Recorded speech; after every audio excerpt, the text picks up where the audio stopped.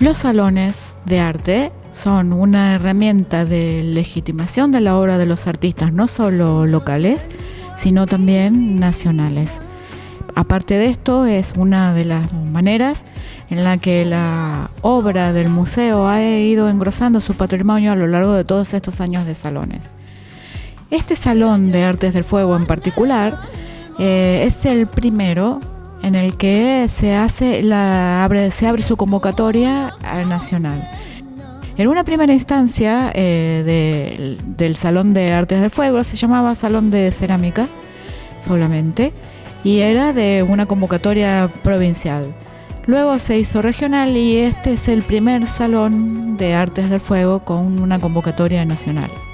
Dentro de las disciplinas de Artes del Fuego, las técnicas presentes abarcan no solo la cerámica con todas las variantes de modelado, escultórico, alfarería, mural, sino también el esmaltado en metales y todo lo que tiene que ver con el vidrio, el arte en vidrio. Este año hemos tenido la participación de un jurado de lujo, como fueron Susana Cortés, Luciano Polverigiani y Esther Bonomo. Cada uno de ellos dejó una enseñanza, una impronta en una charla o en un consejo a todos los artistas participantes.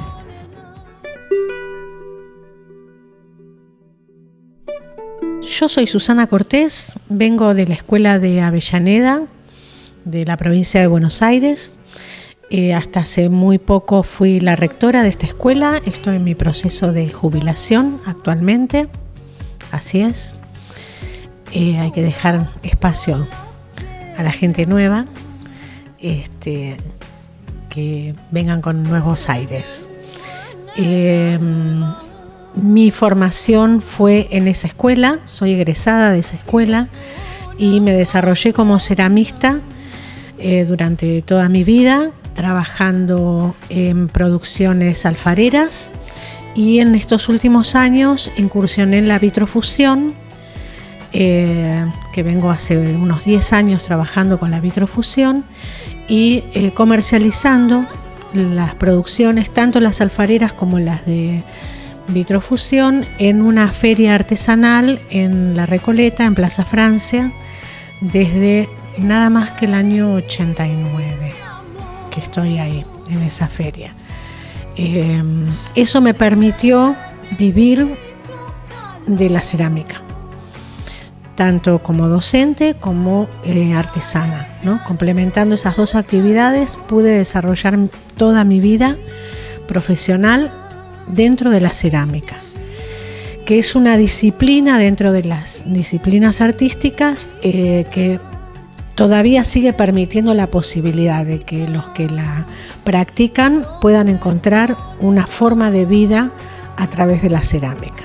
Yo soy Esther Bonomo, vengo de Mar del Plata y bueno, también estoy en mi proceso de jubilación como Susana, así que hasta hace muy poquito fui jefa de área de la Escuela Rogelio Urrutia de Mar del Plata y docente.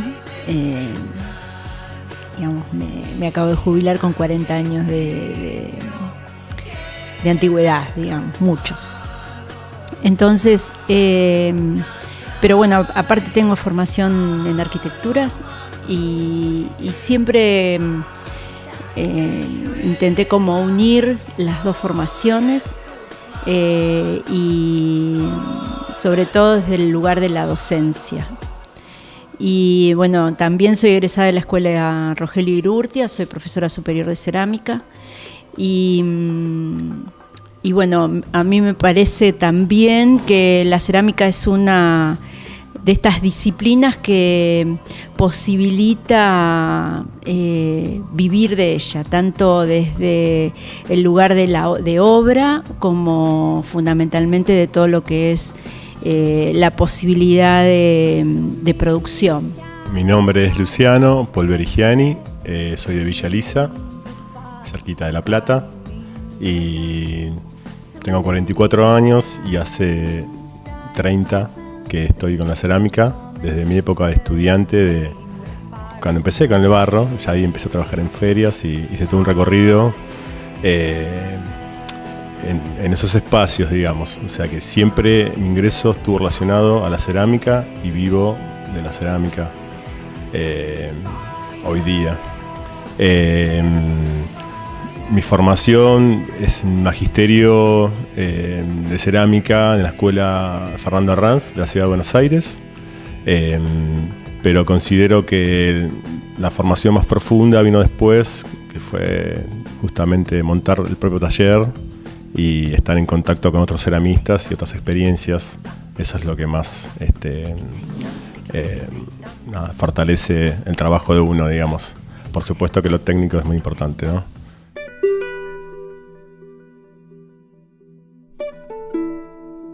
Trato de ver qué me pasa con la primera impresión y es muy interesante porque muchas veces sucede que uno se va al humo, por decirlo de alguna manera, con alguna pieza y se olvida de ver otras. Entonces hay que darse el tiempo y la posibilidad de ver en profundidad cada obra. Y eso incluye la técnica, por supuesto, su estética, el montaje, lo que quiso decir el título.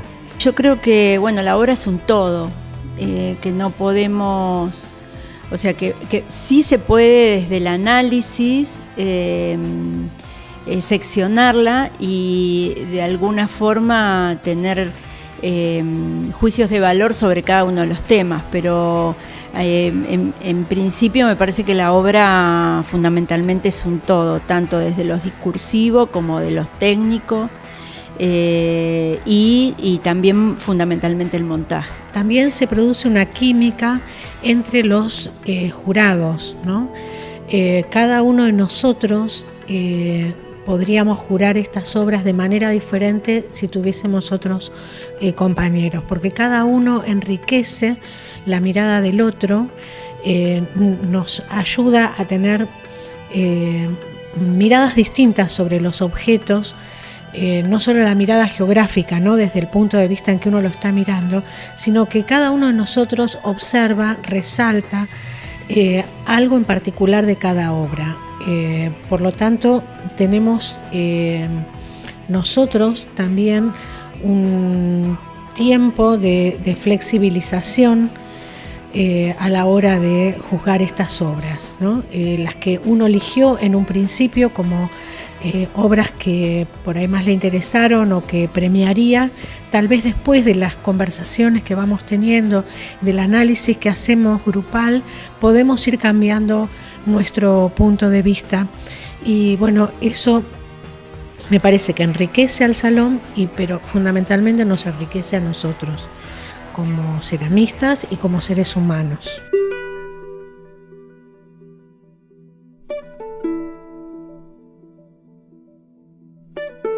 Este envío para este salón me parece que es para la envergadura que tiene este salón, me parece un envío pequeño, ¿no?, en cantidad de obras que se han recibido. Entonces está ocurriendo que puede ser que no haya toda la variedad que uno podría esperar si contempla que este no es un salón de cerámica, sino es un salón de artes del fuego. Justamente el metal esmaltado a fuego es una de las disciplinas que acá no está muy visualizada o nada visualizada. Sí apareció el vidrio con una importancia mucho mayor que en otros salones en cuanto a la cantidad y a la calidad de los objetos de las obras que se han recibido, ¿no? Pero sí me parece que está faltando esa convocatoria a otras artes del fuego. Por otra parte, no son exclusivamente vitral, cerámica y esmalte sobre metal, sino también podríamos incluir lo que es mosaico y lo que es joyería también, porque donde tiene también realmente la inclusión del fuego. Entonces, por ahí esto que estábamos hablando, o sea, en la proporción de cantidad de obras del salón, la proporción de vitrales de vidrio, digamos, es destacada, ¿no?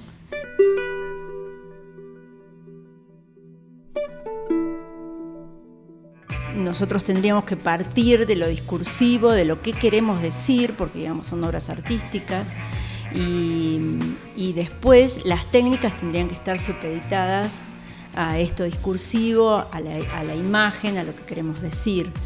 Pero muchas veces por una cuestión de formación del ceramista, donde se hace mucho hincapié en la técnica, a veces es como que esto no es así, o sea que el tema de poder del uso de la técnica que tenemos mucho más a mano hace que lo discursivo a veces esté supeditado a la técnica, pero no tendría que ser así. Pero hay otra cosa que está pasando y que fue una lectura que hicimos de este salón y que le pasa a muchas escuelas de cerámica y a muchos ceramistas, que está faltando un diálogo entre la obra y su manera de exponerla, la base en la cual la colocamos, cómo montamos una pieza me refiero a una obra, ¿no? Que puede estar compuesta por muchos elementos. Cómo montamos eso para que sea expuesto. En eso me parece que la familia ceramista está en deuda todavía. Falta ese diálogo con la base y con el espacio que la contiene. Yo creo que tienen que ir de la mano, digamos, porque la cerámica, a diferencia del vidrio o del esmalte sobre metal, es como es la materia prima, el barro original. Entonces, desde ese punto de partida y todas las variaciones que se pueden hacer, porque toda la tierra que pisamos está compuesta de nuestra materia prima, de esos minerales que usamos para hacer obra. Entonces, no negar, sino no darle la importancia que tiene. Me refiero a que una buena obra la puede completar muchas veces si fue ejecutada con maestría en cuanto a la técnica. De hecho, hay artistas ceramistas que su apoyatura está en lo técnico, en someter a una pasta, un esmalte, a llevarla al límite, a que burbujee, que se rompa, y el lenguaje estético o discursivo parte de la técnica. Entonces es muy importante que un ceramista tenga buena formación técnica. Eso le va a dar mucha seguridad en el momento de decir lo que quiera decir, sea desde llevar un esmalte al límite o simplemente modelar una pieza en barro rojo y coserla a leña.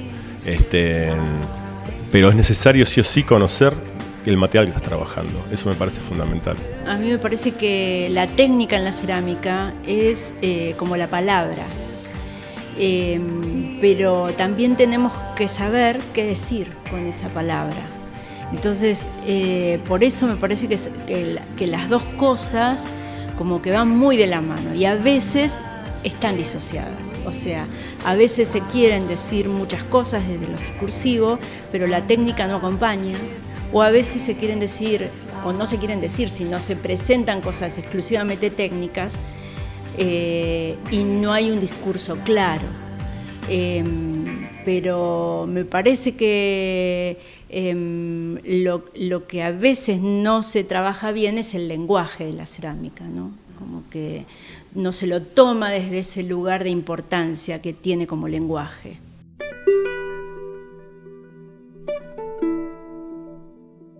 En las carreras artísticas, la arcilla interviene como un soporte, un paso para pasar al material noble, entre comillas. Y a la vez me pregunto, la cerámica también necesita ese espacio ganarlo, pero a la vez necesita un espacio propio porque es tan amplio, digamos, el universo de la cerámica, que no puede estar agregado como una materia de una carrera artística únicamente. Entonces sí o sí necesita tener su carrera específica y ahí interviene lo que es todo lo que es su bagaje técnico y ese aprendizaje que es fundamental. Entonces ahí me responde un poco por qué a veces la cerámica en las escuelas artísticas solo interviene como soporte para modelado, ¿sí? Antes eran tecnicaturas, pero desde hace mucho tiempo son los profesorados en artes visuales con orientación cerámica, donde lo que se da es capacitación cerámica. Pero sí es verdad que, tomando lo de las escuelas que vos decís, es verdad que esos docentes que se reciben de maestros de plástica, por ejemplo, no pueden incursionar con la cerámica en las escuelas primarias, con esta posibilidad de llevar a una escuela primaria una posibilidad de horneado, por ejemplo. O porque en las escuelas primarias, cuando va el docente de cerámica que quiere hacer cerámica, lo primero que dicen, no, esto es sucio, sacalo, digamos, ¿no? Me parece que hay como en esto del barro algo peyorativo desde el tema de lo que se da en las escuelas y de la formación. Esto es verdad. En las escuelas artísticas, como decía Luciano, donde la cerámica, no la cerámica, sino el barro es utilizado como un insumo, como un recurso para el modelado, pero para trasladarlo a otro material, no está apareciendo el horno, no, en ningún momento trabajan con el fuego, por lo tanto no están haciendo cerámica. La cerámica existe en la medida en que ese barro, esa arcilla se mojó, se hidrató, se hizo barro y ese barro se horneó. Si no pasa por ese proceso, no es cerámica.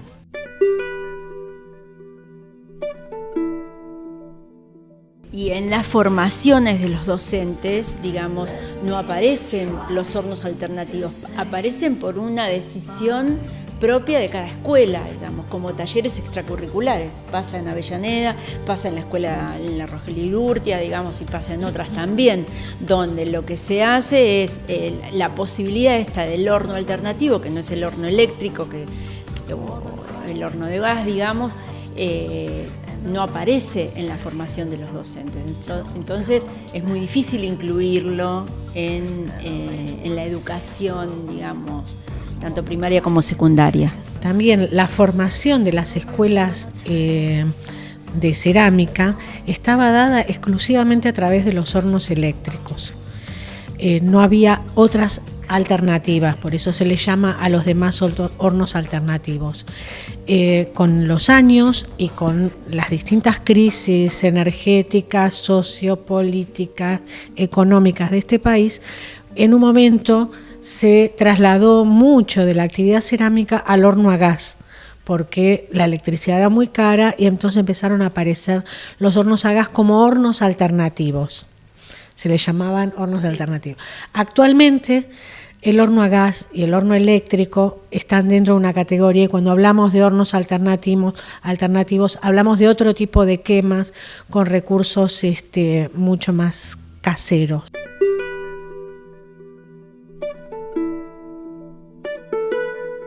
Cuando, digamos, nos juntamos a jurar este salón en el inicio, digamos, de poder ver las carpetas que nos llegaron y que lo hicimos los tres vía internet porque vivimos en lugares diferentes, fue una decisión como jurados de hacer un salón inclusivo. Esto quiso decir que cuando hicimos la curaduría decidimos que entraran todas las piezas y salvo una que no estaba de acuerdo al reglamento, digamos, pero en cuanto a la proporción de a su materialidad. Pero el resto son todas piezas que decidimos que entraran. Y también decidimos que, bueno, acá se decidiría la premiación, pero que estaban incluidas todas las piezas, porque me parece que era una forma también de que la gente participe, ¿no? Cuando yo decía antes que había sido un envío chico para la envergadura de este salón, eso también está seguramente relacionado con estos vaivenes de políticos, sociales y económicos que hablaba antes, que bueno, no todo el mundo tiene la posibilidad de hacer envíos a larga distancia, por ejemplo. Entonces, A mí me parece que está bueno que se muestre todo y que después, bueno, se haga la selección, ¿no?, de cuáles van a ser las premiadas, pero sí aquellos que hicieron el esfuerzo de hacer un envío tengan ahora la oportunidad de ver sus trabajos expuestos.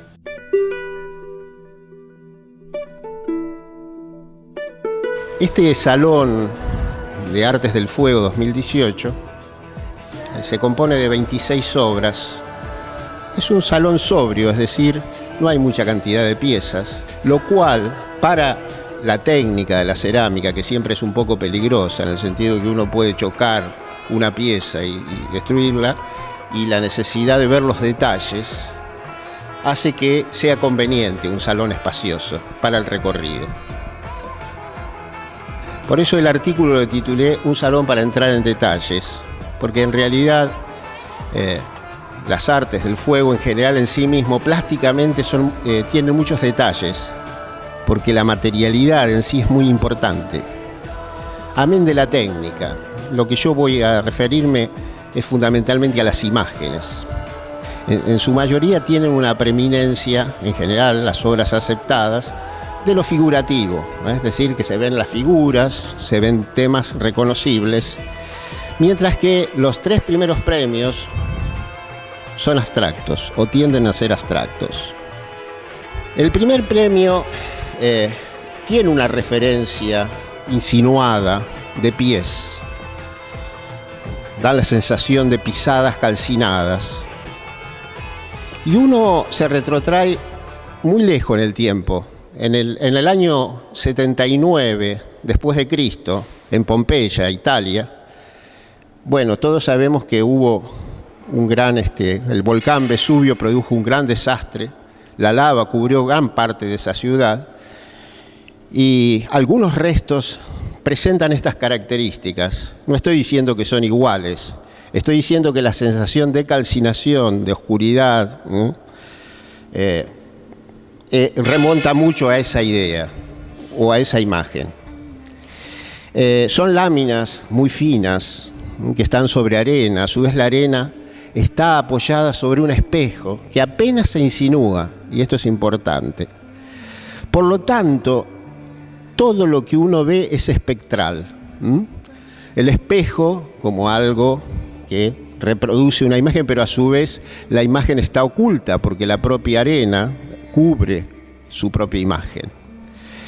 Y luego están las 4 expresiones de los pies, porque son verdaderamente expresiones, cada una de las partes son diferentes, tienen estas características, vuelvo a repetir, espectrales, muy antiguas, muy de haber sido algo que ha sido rescatado de las profundidades o de la oscuridad. Este es el segundo premio y también tiene como soporte un espejo, solo que es un espejo descubierto, y la obra acá, en este matiz especular de reflejo, presenta simultaneidades.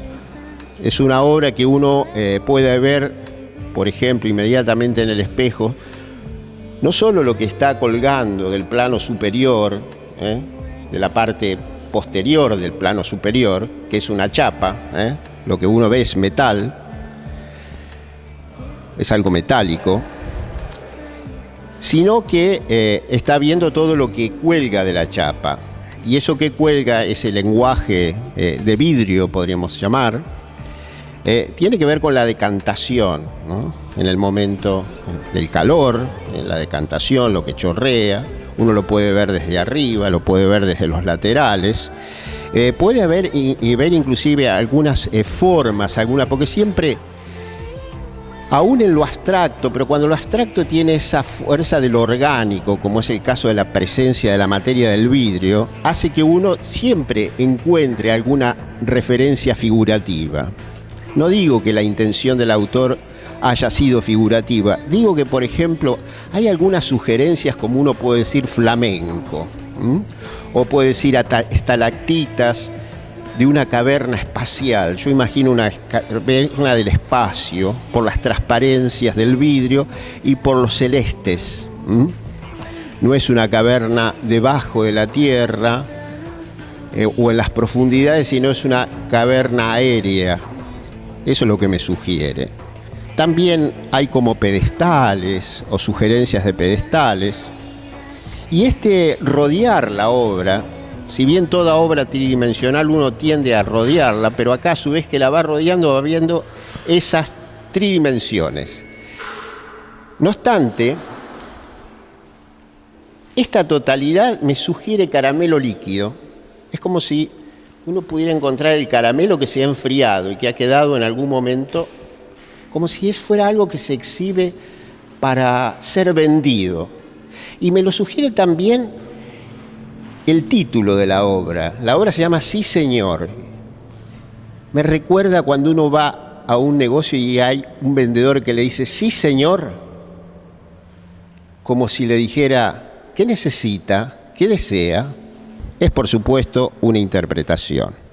Y insisto en esto, el lenguaje es un lenguaje del vidrio. Más allá que uno no sepa las técnicas de la vitrofusión, sí es evidente que el vidrio, lo brillante, lo transparente, la dureza, la reflexión, en el sentido de lo reflectivo, del reflejo del espejo, lo hacen muy vinculado a ese lenguaje sensorial. El tercer premio, como se ve, es geométrico, ¿no?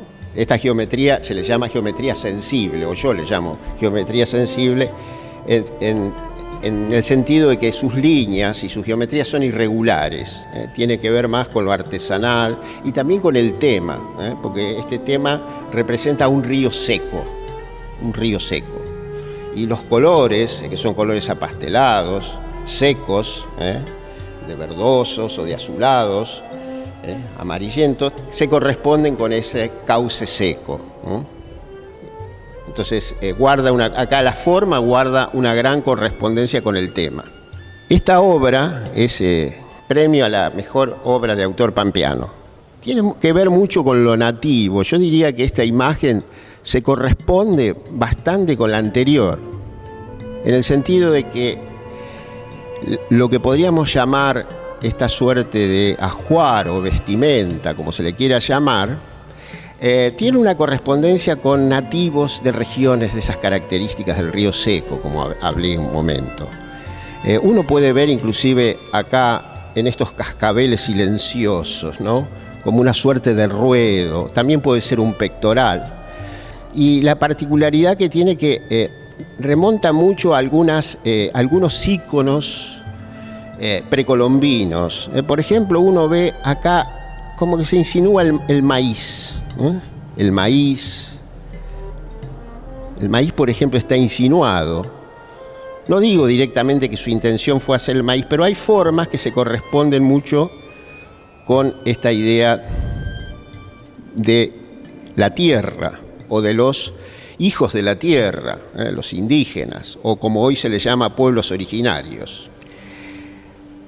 Y si ustedes observan, los colores de esta prenda o de este pectoral se corresponden mucho con el tercer premio. No estoy hablando de influencia ni que esas fueran las intenciones, simplemente es una resonancia que se me presenta como observador. Por último están las menciones, que son figurativas. No recuerdo si lo dije anteriormente, pero son figurativas. Y bien, repito, este es un salón que permite que las obras se vean de cerca, porque hay detalles, porque las texturas son muy importantes y hay espacio para verlas. Y eso es todo lo que tengo para decir.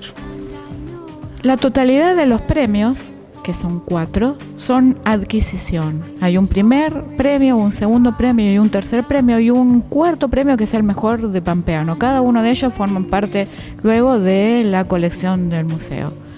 Así que invitamos al público en general, a los artistas en particular, a presenciar el Salón de Artes de Fuego durante todo el mes de junio en el Centro Cultural Medasur, en el Espacio de Arte Eduardo Dinardo.